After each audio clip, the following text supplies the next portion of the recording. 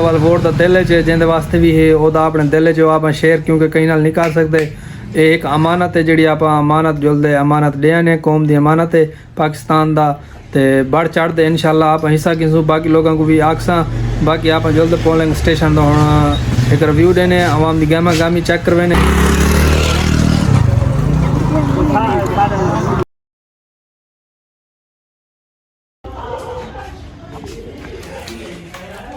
अस्सलाम वालेकुम माल फ्रेंड, क्या हाल चाल है? उम्मीद करें सारे दोस्त खैर खैरियत नाज़रों सब बिस्मिल्लाह पढ़ते आज का नाम मिला करें स्टार्ट। दोस्तों आज जिमें तो आपको पता है आज है 8 फरवरी। 8 फरवरी क्या है? सब तो पहले 8 फरवरी की गाल यह है कि 8 फरवरी को ही शब बरात। सब तो पहले तमाम दोस्तों को उनकी मुबारक होवे। तो उनके हवाले नाल आज इलेक्शन भी है 8 फरवरी है जिमें इलेक्शन का झाड़ है अज। तो दुआ करो सारे रल के सारा कोई अच्छा लीडर आवे पाकिस्तान के वास्ते।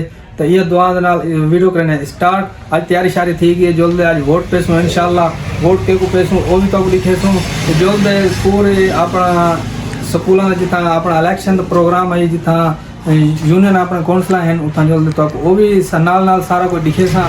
पोलिंग स्टेशन का तो आवाम का रुझान दिखे ने और साढ़े हल्का PP 228 और 155 साढ़े हल्के जेड़े पार्टनरशिप यानी कि जेड़े वोट के कैंडीडेट हैं और कैप्टन इज़्ज़त जवेद खान, सदीक खान बलोच और रफ़ीउद्दीन और इन बाद नज़ीर खान बलोच। ये साढ़े 4-5 कैंडीडेट हैं।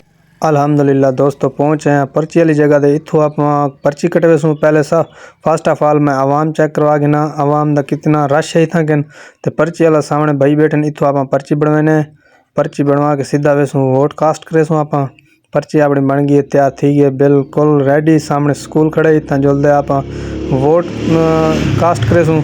सब तो पहले मैं आवाम तो चेक करा कि ना इतों पूरा आवाम दा पर्ची अपने को क्योंकि जेब आ गए हूँ पहले आवाम दा इतना किन जमेगा फिर जड़ा इकट्ठा है सारा दुहा स्कूलों का।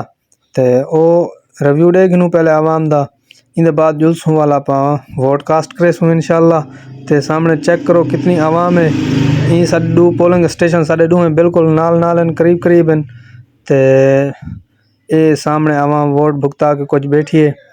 इमरान भाई और सामने खड़े थे ये सारा स्कूल सामने। इन बाद आप जुलसूँ हूँ जल्द सीधा वोट कास्ट करने हूँ। ये जनाब आ चुके हैं अंदर इतना आप वोट कास्ट करे सो इंशाल्लाह। सारे निशान हैं अपना निशान भी जड़ा हो सी वो भी तुम देख सो इंशाल्लाह।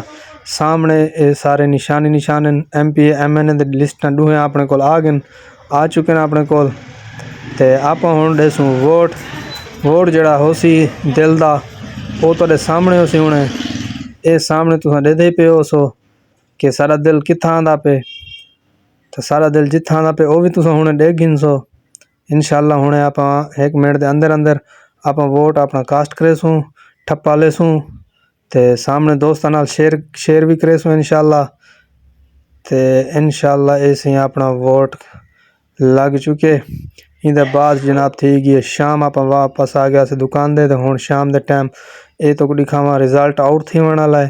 तो आवाम हूँ इंतज़ार खड़ी है अपने रिजल्ट दी दूही पोलिंगां दे उत्ते बहुत रश है। तो इतना आवाम भाव भी बाल दे खड़ी है सिर्फ और सिर्फ हूँ रिजल्ट दे इंतज़ार है क्योंकि काफ़ी तक पता 2-3 महीने थी गए वोटों का इंतज़ार है।